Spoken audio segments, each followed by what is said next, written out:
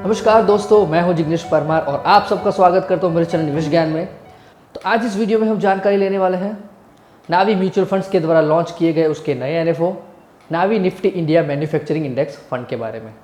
तो ये एक ओपन एंडेड इक्विटी प्रकार का फंड है जो कि ट्रैक या तो फिर रेप्लिकेट करने वाला है निफ्टी इंडिया मैन्युफैक्चरिंग इंडेक्स को।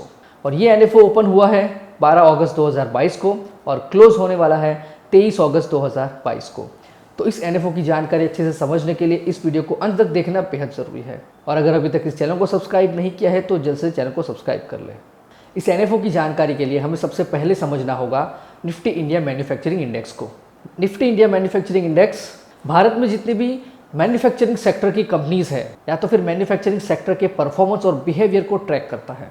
मतलब कि इस इंडेक्स में जितने भी स्टॉक्स होते हैं वो सारे मैन्युफैक्चरिंग सेक्टर के होते हैं। और इस इंडेक्स में Nifty 100, Nifty mid cap 150 and Nifty small cap 50 इतने प्रकार के स्टॉक्स शामिल हैं। यानी कि नेशनल स्टॉक एक्सचेंज में लिस्टेड टॉप के 300 स्टॉक्स में से मैन्युफैक्चरिंग सेक्टर के स्टॉक्स को इस इंडेक्स में शामिल किया जाता है।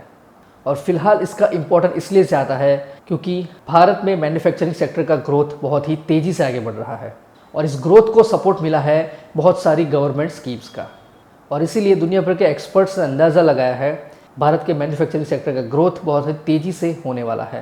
दोस्तों, इस इंडेक्स में किसी भी सब सेक्टर को 20% से ज़्यादा वेटेज नहीं दिया जाता। इंडिविजुअल स्टॉक्स का वेटेज 5% से ज़्यादा नहीं दिया जाता है। इसके सेक्टर रिप्रेजेंटेशन की बात करें कि कौन कौन से सेक्टर हैं और उसका वेटेज कितना है इस इंडेक्स में, तो इसमें कैपिटल गुड्स का वेटेज है सबसे ज़्यादा 20.63%।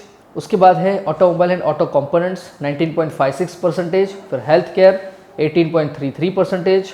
उसी तरह से metal and mining, chemicals, oil gas and consumer fuels, consumer durables and textile, इतने प्रकार के अलग अलग सेक्टर के स्टॉक्स को इतने वेटेज में इस इंडेक्स में शामिल किया गया है। अब बात करेंगे इसके टॉप 10 स्टॉक्स की। तो इसमें सबसे टॉप पर है Sun pharmaceutical industries limited 5.15, Reliance industries limited 4.60, Tata steel 4.53, Maruti Suzuki India limited 4.12 और उसी तरह से Mahindra and Mahindra, JSW steel, Hindalco industries, Tata motors, Cipla and doctor Reddy's laboratories. दोस्तों कि जैसे हमने आगे बात की, इस इंडेक्स में मैक्सिमम स्टॉक का वेटेज है 5%। मतलब 5% से ज़्यादा वेटेज किसी भी स्टॉक्स को नहीं दिया जाएगा। और यहाँ पर आप देख सकते हैं कि यहाँ पर जो सारे स्टॉक्स हैं वो मैन्युफैक्चरिंग सेक्टर के, यानी कि कुछ ना कुछ चीज़ें भारत में बना रहे हैं। अब बात करेंगे इस इंडेक्स के रिटर्न्स के बारे में।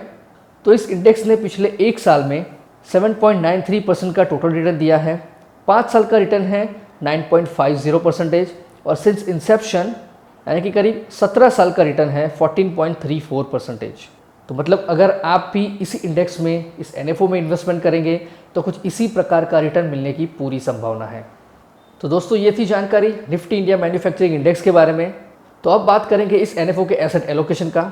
यहाँ पर 95 से लेकर 100% तक का इन्वेस्टमेंट हो सकता है निफ्टी इंडिया मैन्युफैक्चरिंग सेक्टर के इक्विटी और सिक्योरिटीज़ में, और 0 से लेकर 5% तक का इन्वेस्टमेंट हो सकता है डेट और मनी मार्केट इंस्ट्रूमेंट्स में। इस एनएफओ के फंड मैनेजर है मिस्टर गिरीश राज।